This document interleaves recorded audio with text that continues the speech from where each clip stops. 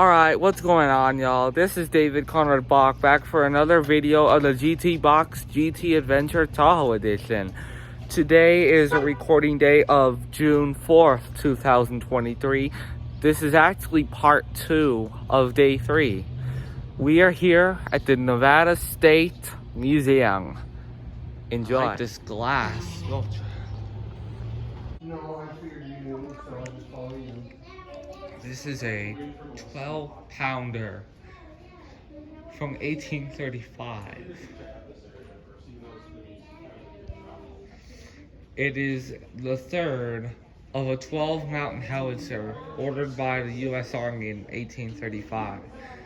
A large-scale production of these were happening in 1841.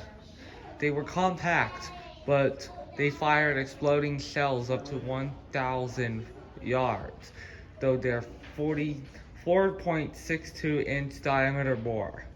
The small size, transportable cannon were ideally suited for duty in the rugged far west, including Nevada's Fort Churchill, and Fort Ruby. This is the Carson City Mint Bell, which in 1870, Carson City was a small community with a little over 3,000 people.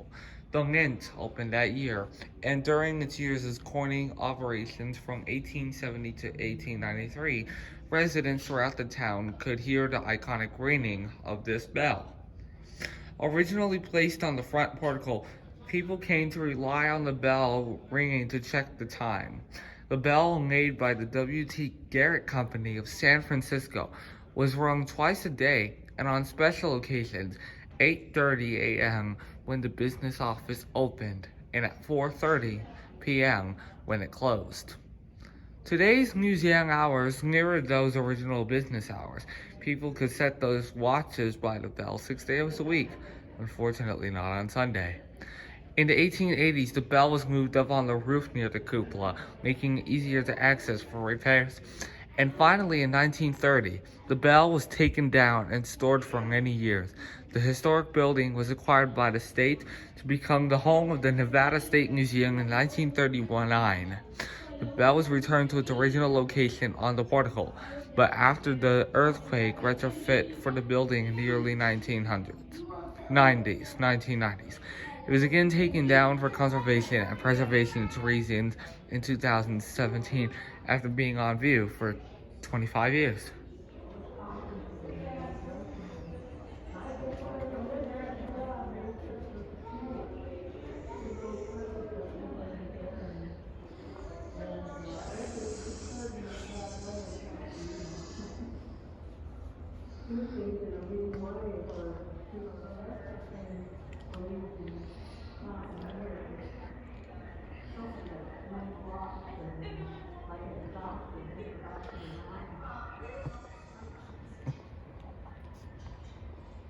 Hi, David. I was in a cave.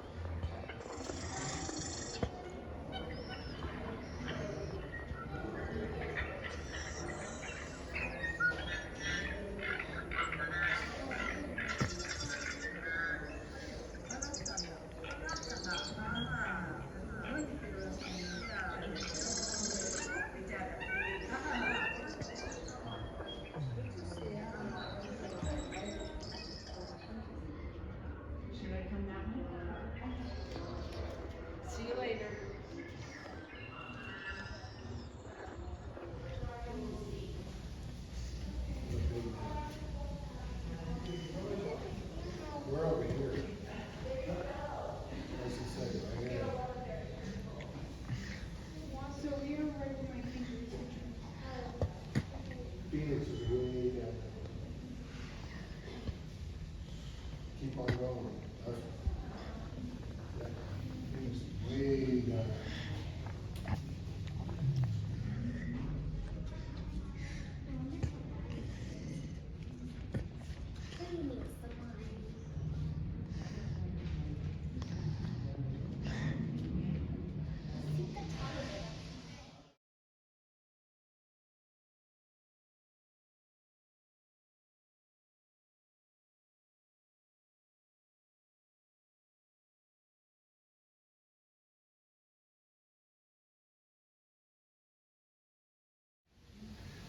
This is the donor wall here at the Nevada State Museum.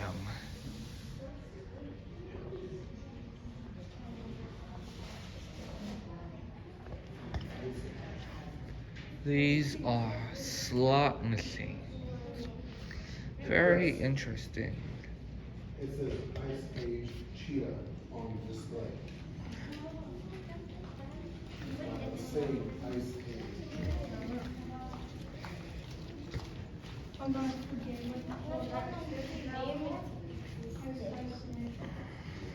This is a model of a kit fox known Vulpes necrotis.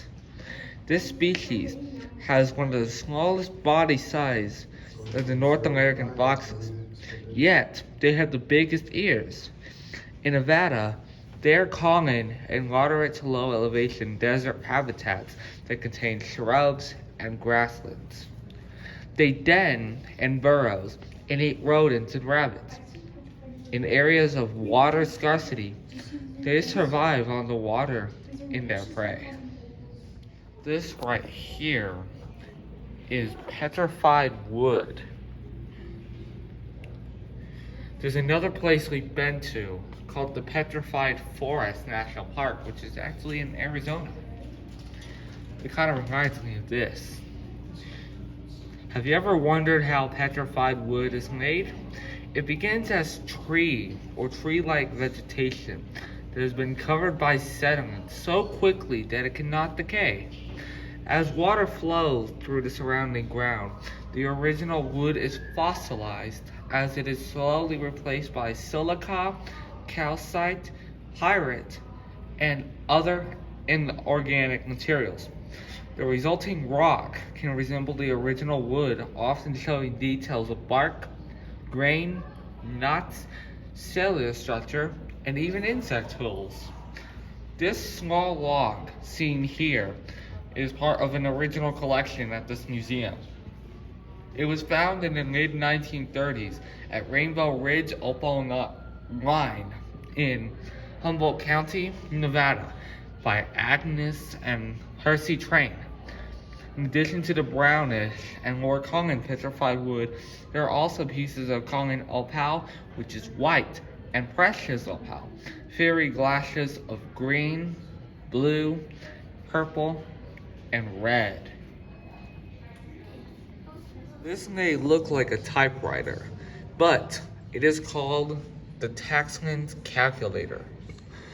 This model, which is the Monroe LA5160 calculator, which was seen in the 1940s, was used by the Nevada Tax Commission's Audit Division and is documented on the machine as their calculator number 1 for inventory purposes.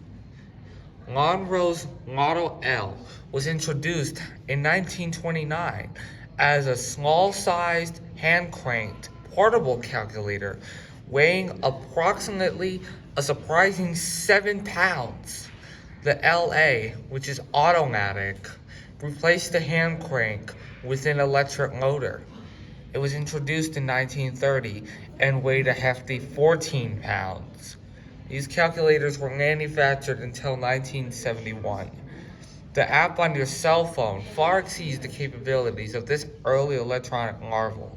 This was donated to the museum in 2016.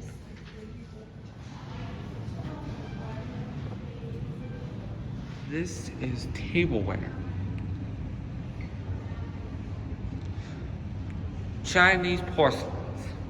The large four flowers bowl hand painted with 4 flowers representing each of the 4 seasons, demonstrates communal dining and socialization within the community. This more expensive pattern, which is also found on plates, spoons, and alcohol cups, reflects the woodcutter's relative economic success. Double happiness bowls adorned with the Chinese character for happiness twice bestowed luck on the diner. These were used until the 1870s when they were replaced by bamboo pattern bowls. They were less expensive ceramics.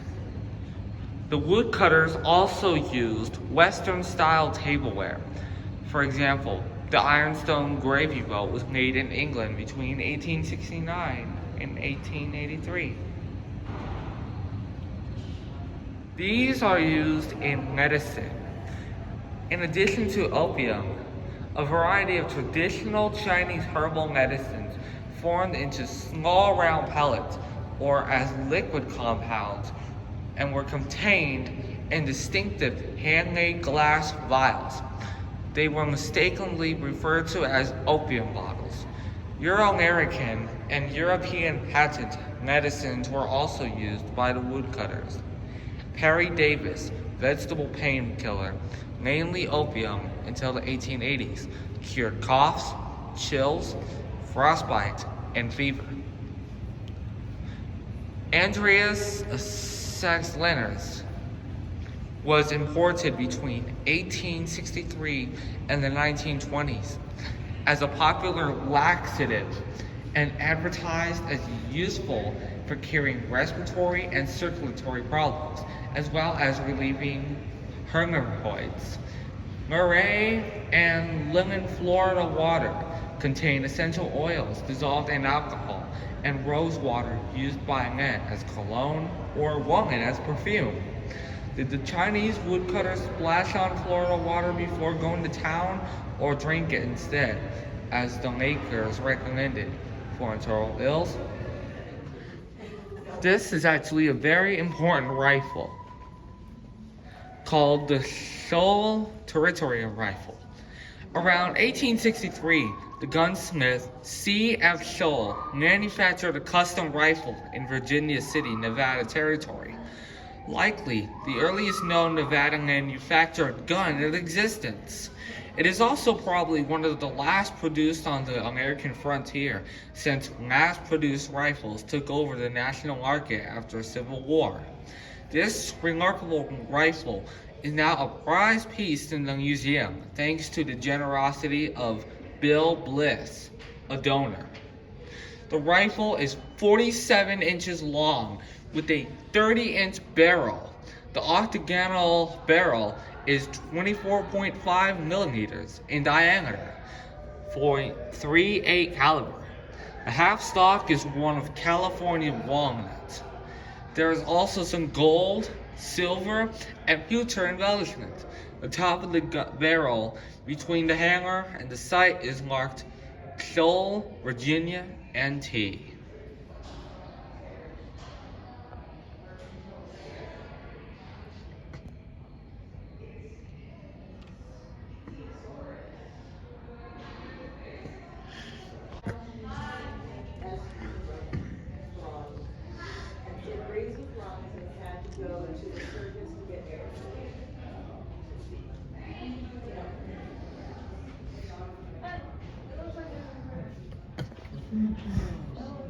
Squids, the marine organism, fossils, and rocks.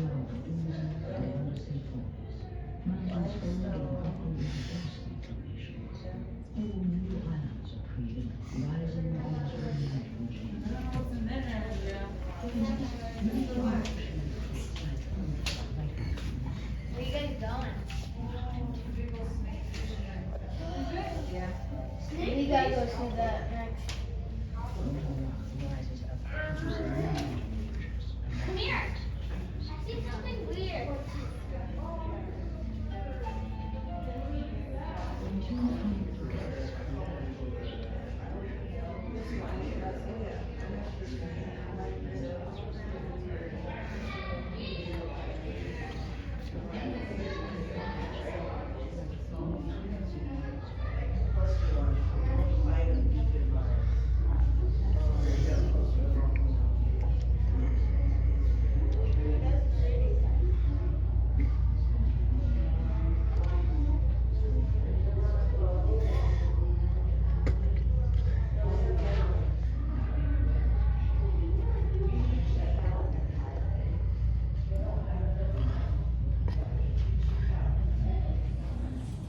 You are looking at the skeleton of a woolly mammoth. One of the most impressive creatures I've ever seen.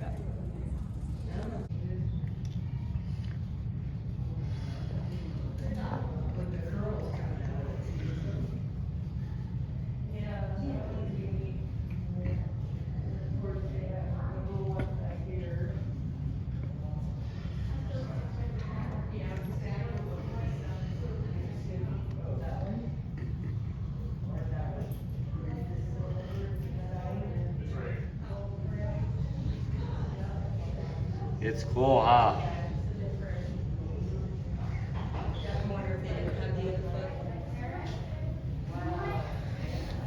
Underneath the horn of the woolly mammoth, there's actually a skeleton of a horse.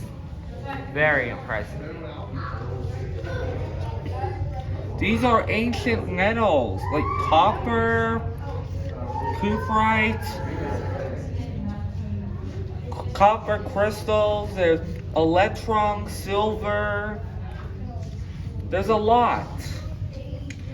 Dolomite, native silver. It is just impressive. And you can tell the difference between the real metals and the native metals, the ones that we have today. What I mean by real metals. Isn't this cool? It is, yes. Isn't it cool? Look here. There's Oh, and there's even gold too. Wow. gold and silver. That's gold. Yes, it is. Oh, and fluorite. Just imagine all the elements you can put together to make all these metals, y'all. There's cheaper gold.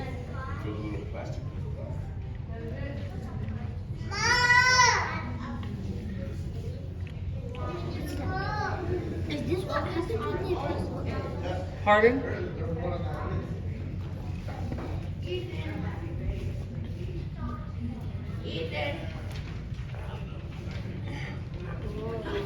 Wow. Is that giant? I found giant crystal. Smokes, those are big.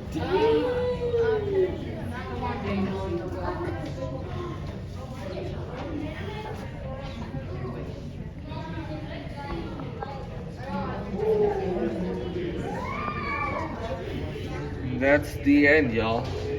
These cute ducks right here. Really, really cute, y'all. This is a model of a bobcat. The Nevada State Museum has an excellent selection of bird and mammals, but there are also bobcats as well. The bobcat, known as a lynx rufus, is a fine example of the recent additions to the collection.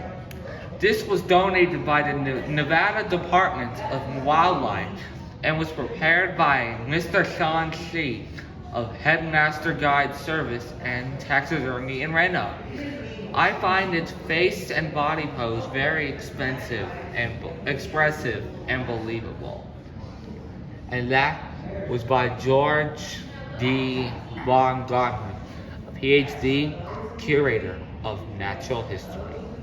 These are some more models, including wolves, rabbits, mountain lions, and owls. There's even a beaver, bald eagle, and an otter, a raccoon, northern raccoon. There's a desert tortoise, cormorant. Oh, and there's a sidewinder, and the Gila monster is this top one, and the sidewinder is the bottom one. And this is the golden eagle. And then there's a Mojave green rattlesnake and a great horned owl. Yo, check this out. This is the striped skunk. And over here is a jay.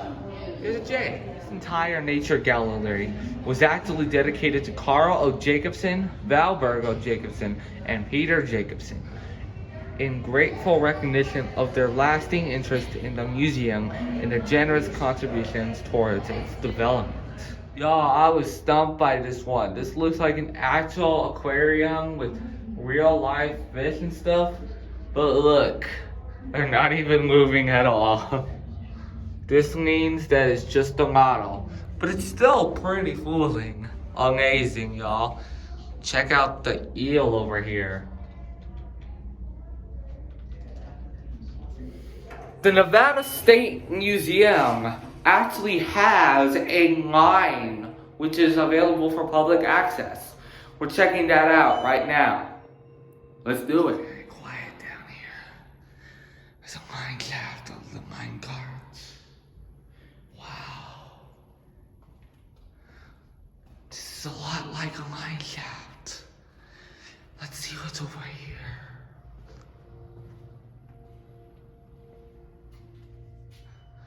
Oh my gosh. This is amazing, bruh. There's 2 different ways you can take. Actually, hold up. This is one way. So it's one way. There's someone working on loading around the holes for blast. This is a method of timbering used to advance the heading through loose ground.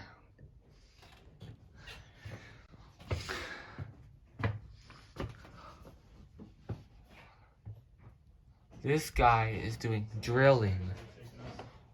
Yeah, it looks like you could have gone either way. There's a switch somewhere. Oh. Let's see.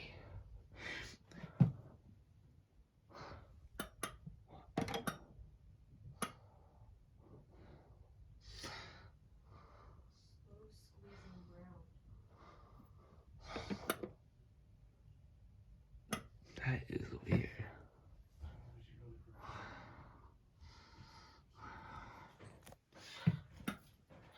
Oh, that's what it is. This is the powdering magazine holding the powder for the explosives. Over here is the water pumps. Most mines have varying amount of water which must be pumped out or the mine would fill to the water level. So this right here is the pump.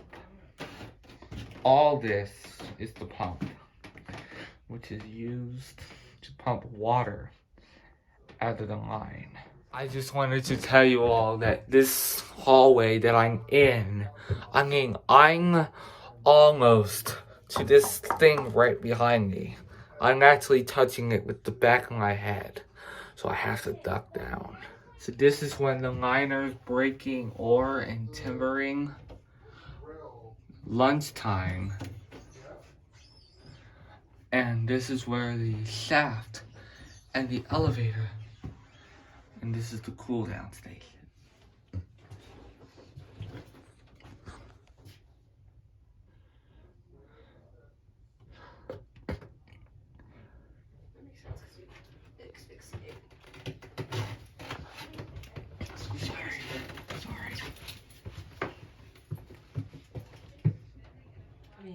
Not like this was the real wood or anything. Here we go, going down the mine shaft.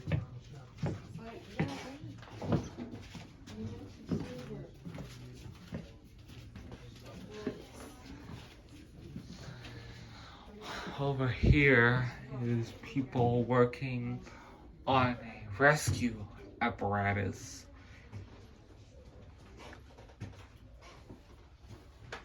So this man on display is one of 5 crew members trained for rescue work. Other crews are stationed at the surface ready to relieve the crew below. These teams will effect the rescue of miners trapped by the fire and attempt to extinguish and confine the fire. This over here is he's working He is actually the powder monkey making primers. He attaches the cap to the fuse, cutting the fuse to the desired length for timing. The primers will then be used for blastings in the different headings of the line. Holy smokes, I don't even know what this is. Holy smokes, there's a shaft down below. That is insane.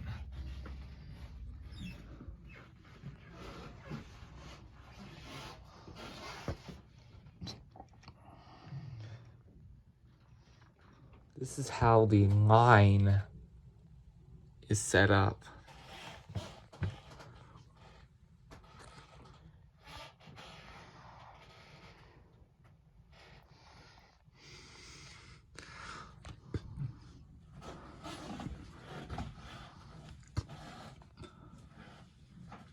Holy smokes, I think this is the lift that takes all the stuff up.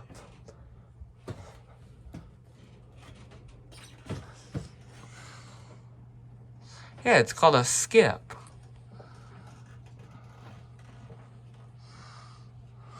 This is the machinery used in the elevator.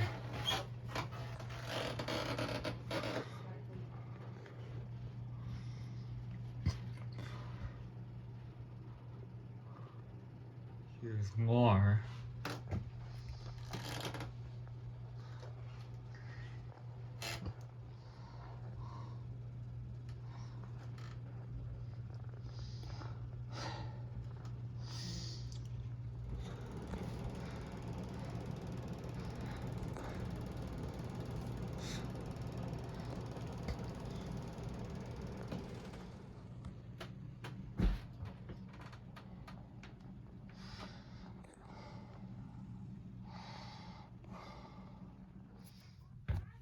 This is a drift.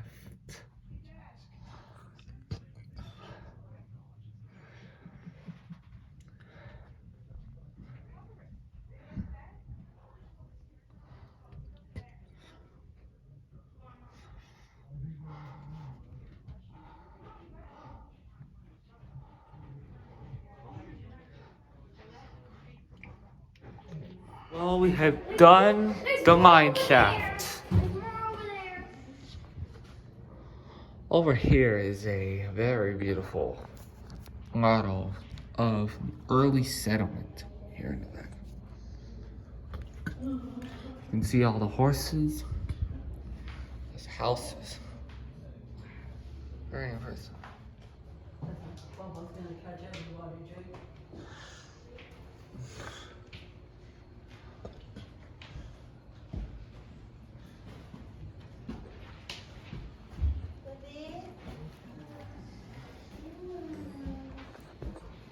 Look at this light.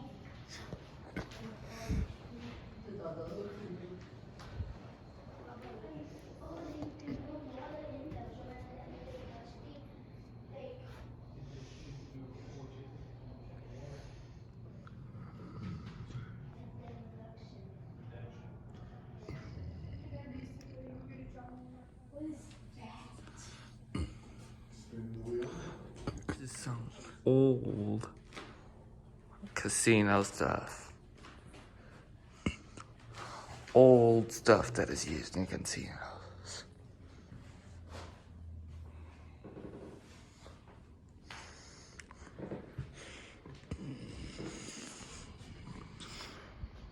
This is a very unique car. Hey, Dad. So they got cars here.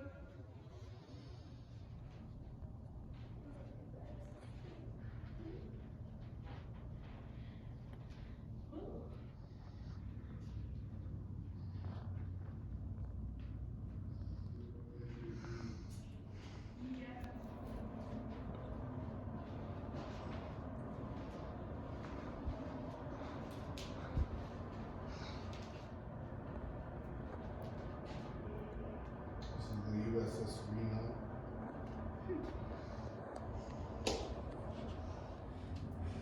No, they won't be landing for another 20 minutes. We gotta leave soon.